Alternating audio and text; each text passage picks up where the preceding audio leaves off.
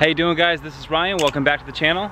Today we're going to be talking about why Credit Karma is wrong. So if you don't know what Credit Karma is, it's a free application that allows you to peek at both your TransUnion and Equifax scores and gives you a rating.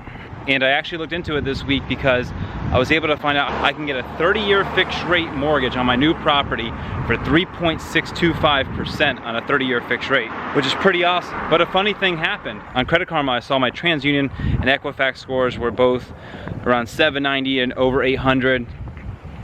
So I was like, great time to get a mortgage. So I went and applied with some mortgage companies. So Credit Karma only shows you 2 of the major credit bureaus, the third one being Experian. And if you stay at the end of the video, I'll give you some tips about Experian. So I go and pull my credit for a mortgage, and rather than my TransUnion scores and my Equifax scores being over 790 and over 800, they were actually much lower, which kind of freaked me out. And I got lucky, and when you pull your credit for a mortgage, they take your 3 scores and they score you at the middle one. So they use Experian, TransUnion, and Equifax, and whatever the middle score is your credit score. And luckily I was able to land right at 760. And the reason I say I was lucky, because that makes you eligible for the highest possible credit score. But why was Credit Karma so wrong? Well, it turns out there's actually 65 different ways to pull your credit.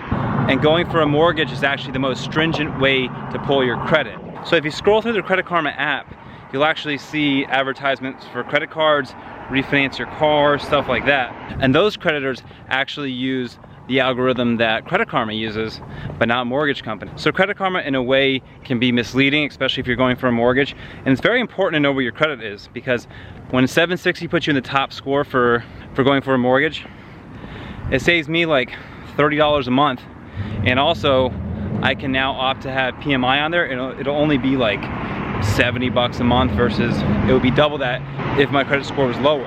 And I'm like obsessed with credit. I check Credit Karma at least once a week, and I actually downloaded the Experian app. It's being heavily marketed right now, the Experian Boost. So I downloaded their app, and supposedly it didn't work for me. You can download the Experian app and do what's called a credit boost, and they'll start going through your credit information and check things like your rental payment, that you paid your utility bill, any other kind of thing that you consistently pay.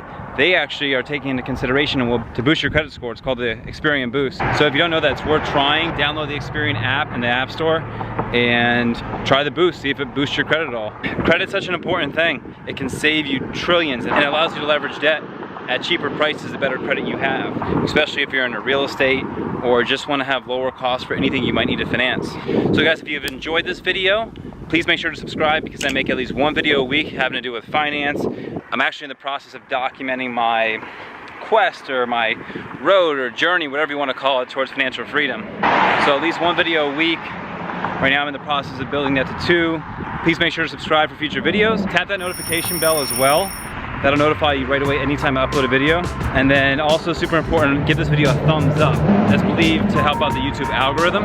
And feel free to leave any comments down below. And I appreciate you joining me on this walk on the Lake Worth Bridge here. It's a beautiful night in South Florida. And until next time, guys, I'll see you in my next one. Thanks, bye.